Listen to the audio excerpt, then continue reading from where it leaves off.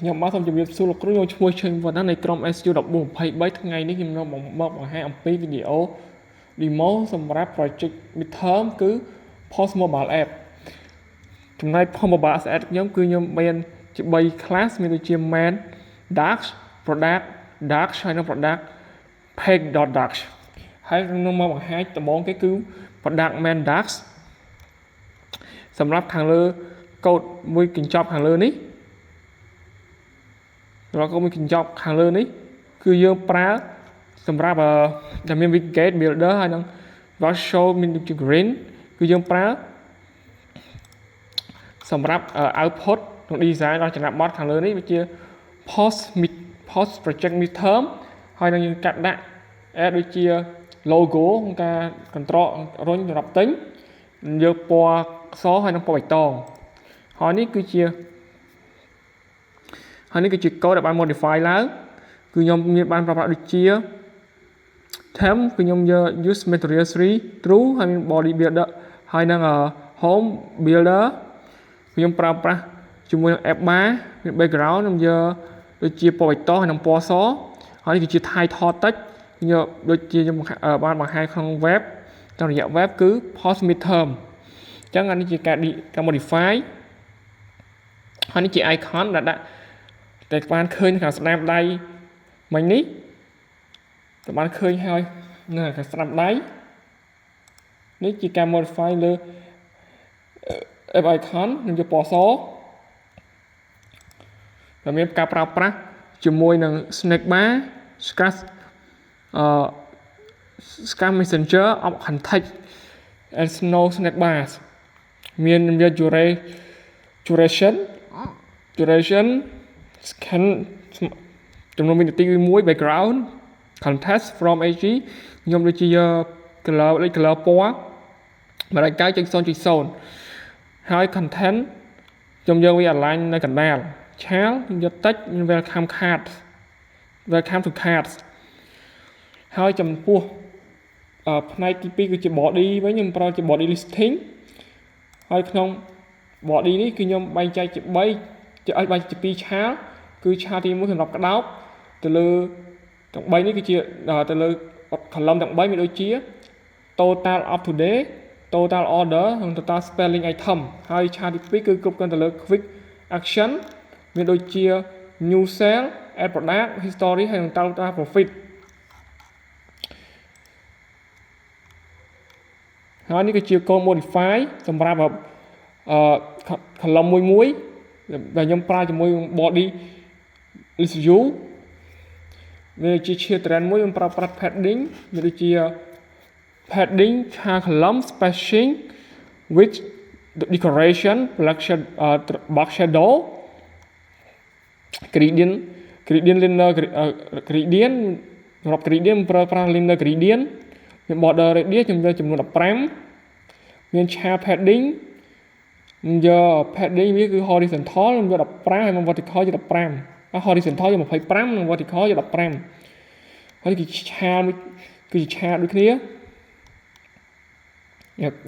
តែបានដូចជាគឺលើ total today មាន role ជា container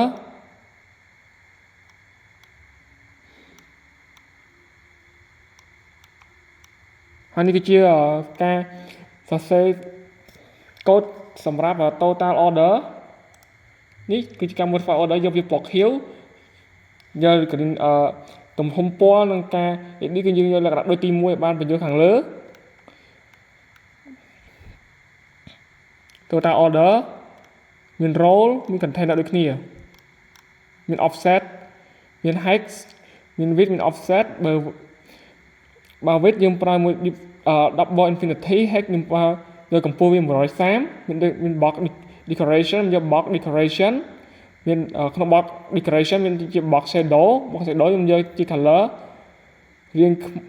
ពណ៌ខ្មៅមាន offset 2 3និង blur radius 5ហើយនិង speed radius 12គឺមានលក្ខណៈដូចគ្នាដូចជាការmodify ទៅលើ total up to date ដូចគ្នាហើយនេះជា icon កុំឲ្យ file icon ហើយមកបន្តទៀតយើងយក container for quick access action for quick action នេះគឺជា container ជាការ modify យក container សម្រាប់ decoration យក box decoration ដូចខាងលើដែរមាន border ក៏ដូចខាងលើដូចគ្នាហើយនេះគឺជាការ modify ទៅលើ quick action ជាការសរសេរកូដសម្រាប់ដាក់ quick action កំណត់លក្ខណៈនិង edit វាសម្រាប់ quick action ដែលយើងទៅតាមចិត្តយើងចង់ដាក់កណ្ដាលក៏បានដាក់ចំហៀងក៏បានចំហៀងខាងឆ្វេងក៏ចំហៀងខាងស្ដាំហើយនេះគឺជាជាការ side box គឺជាការ modify លើ side box new cell នេះយើងយកវាពណ៌ខៀវហើយអសយកពណ៌សវាប្រើប្រាស់ជាមួយ side box យើងប្រើប្រាស់ជាមួយ 13 infinity ដូចគ្នាឆានយើងប្រើ grid count មានប្រាប់មាន cross access count នឹងយក2 cross access spacing 15 man access spacing 15 sign warp នឹងយក true ហើយ physical សម្រាប់ការ scroll ចុះឡើង child drive យក float action button មាន negative push context យើងមានដូចជាប្រើប្រាស់ជាមួយ context មាន material background builder context product page แล้ว connect ទៅ product page background color យើងយកពណ៌ខៀវហើយមានការ spacing យើងយក10 man axis alignment យក alignment សិស្សដូចខាងលើដែរ shear trend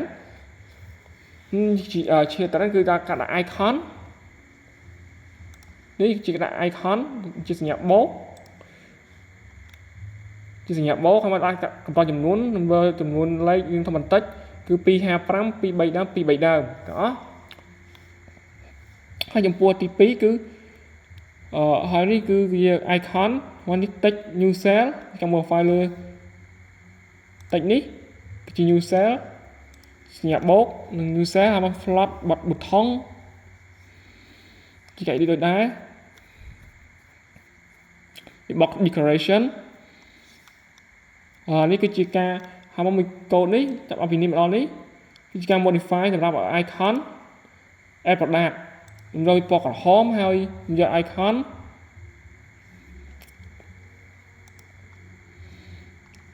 ពណ៌ក្រហម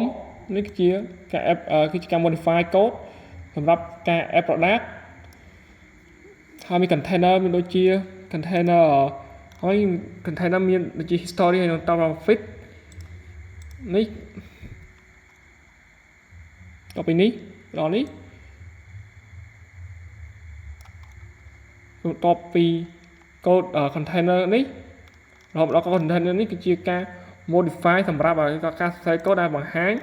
សម្រាប់អំពី history ហើយនឹង total profit ហើយសម្រាប់ product page បន្តទៀតគឺយើងយក class ទី2គឺ product page.dark គឺមានការមាន modify ដូចជាមានការលើ text app bar ចូលសិននេះ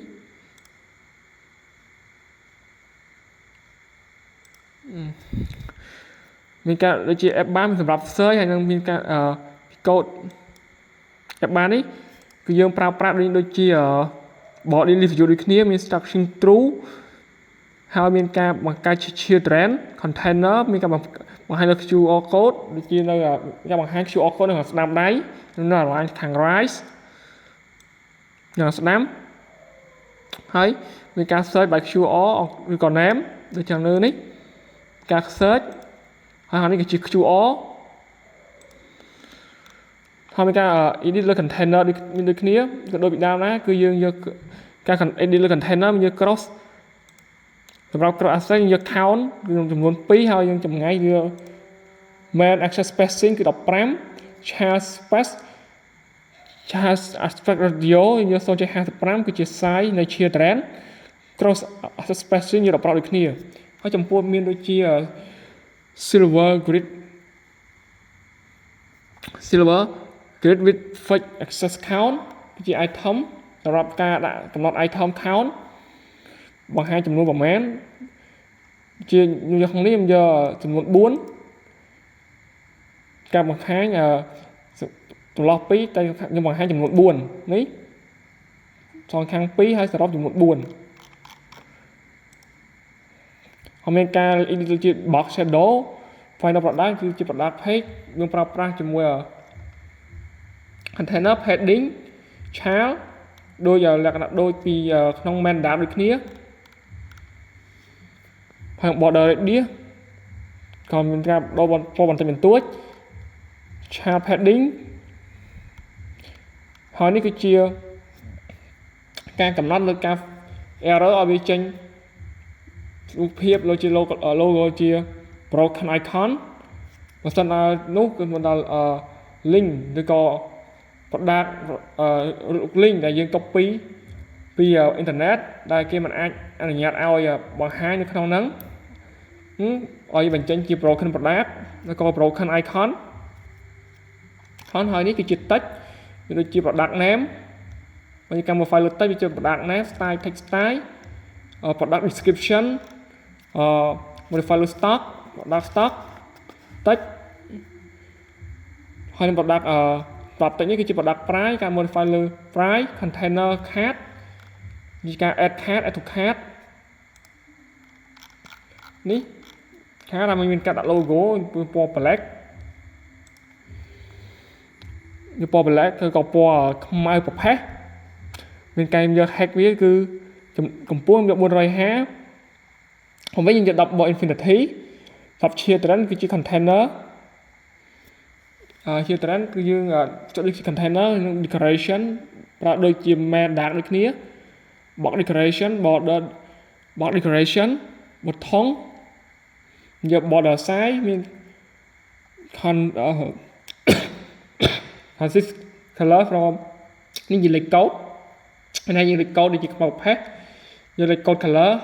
66 128 box decoration យក padding ដូចជាលក្ខណៈក្នុង main data ដូចគ្នា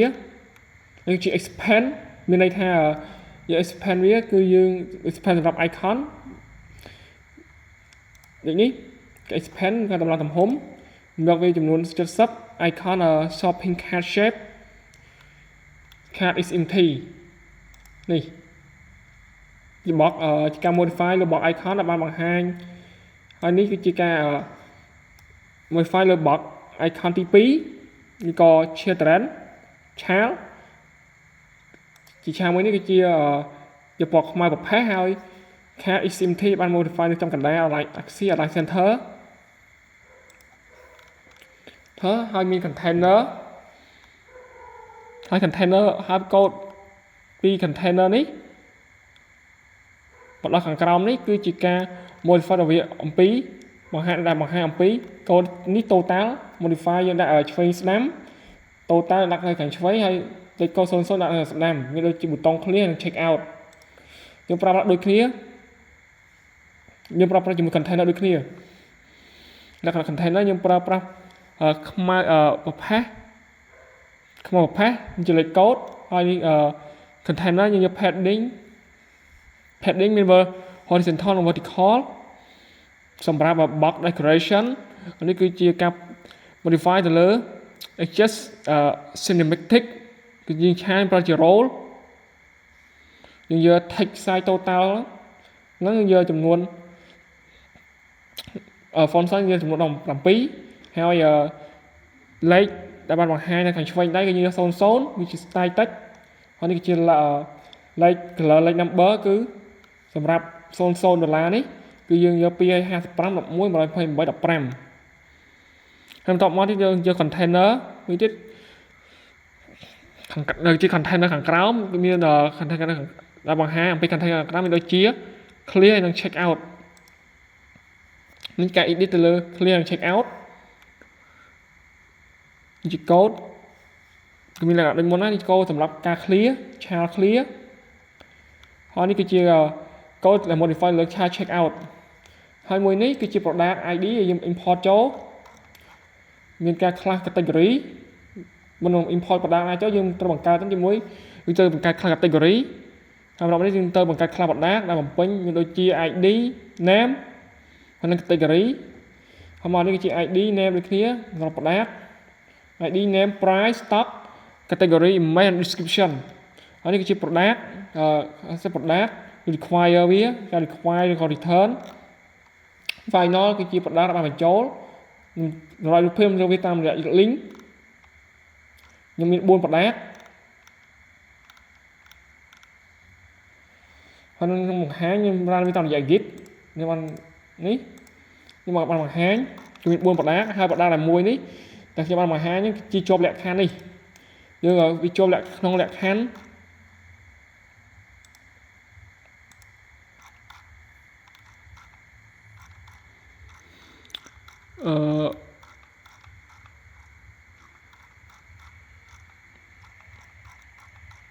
với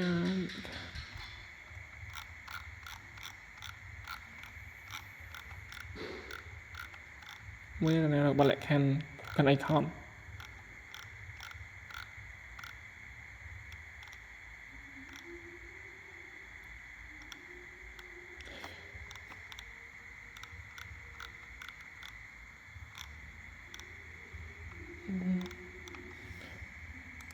đây mình cho là khăn broken icon này xa thì mỗi link với cái link về website mỗi cái mặt ad nhát cái co mặt ad rồi post từ nông website bao nhiêu màn rồi với cái đại lạc khán không link nhá thì chia là khắp đánh một bao cái bao website khán cái làm nhạc code còn là mỗi code mà ai ai para bàn tề hai bàn dưỡng vì thơm chi với broken iconแบบนี้như ba mà hai video môn pi video này xin thằng một môn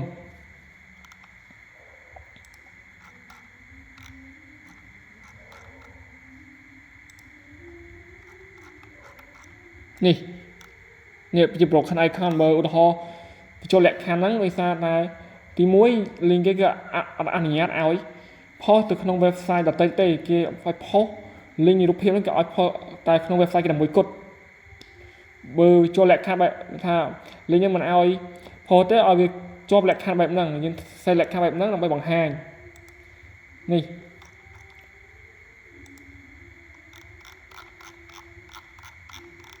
hai trong cái đó สำหรับ video demo របស់ខ្ញុំមានហើយចុងក្រោយសម្រាប់ video demo អំពី project midterm គឺមានប៉ុណ្្នេះទេសូមអរគុណសម្រាប់ការទស្សនានិងការស្ដាប់